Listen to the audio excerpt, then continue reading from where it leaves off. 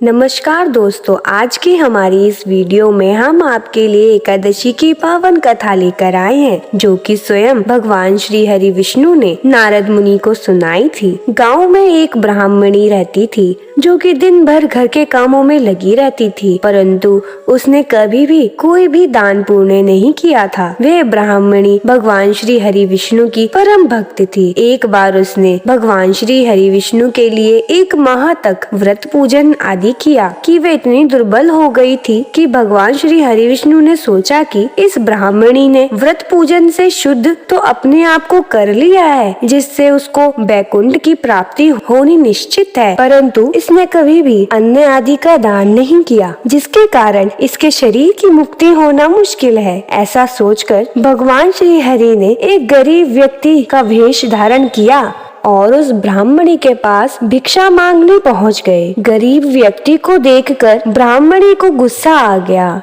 तो फिर उस ब्राह्मणी ने उस व्यक्ति के पात्र में मिट्टी का एक ठेला डाल दिया। तो फिर वो मिट्टी का ढेला लेकर वहाँ से वो व्यक्ति चले गए। कुछ समय बाद उस ब्राह्मणी की मृत्यु हो गई। तो मिट्टी का दान करने के कारण से उसे स्वर्ग में एक महल मिला। जब वह महल के अंदर गई तो देखा और हैरान हो गई कि उस महल में कुछ भी नहीं था। वह महल बिल्कुल खाली था। वह भगवान श्री हरि के पास गई और हाथ जोड़कर कहने लगी कि हे भगवान, मैं तो सच्चे मन से आपकी पूजा व्रत आदि कर रही थी, परंतु फिर भी मेरा घर अन्य वस्त्र आदि से शून्य क्यों है? इसका क्या कारण है? इस पर भगवान श्री हरि बोल पड़े, तुम अपने महल और उसका दरवाजा अंदर से बंद कर लो। कुछ समय बाद तुम्हारे पास देव कन्या आएंगी, तो उनसे षटशिला एकादशी का महत्व तथा व्रत कथा आदि सुनना। उसके बाद ही अपने महल का दरवाजा खोलना। ब्राह्मणी ने ऐसा ही किया।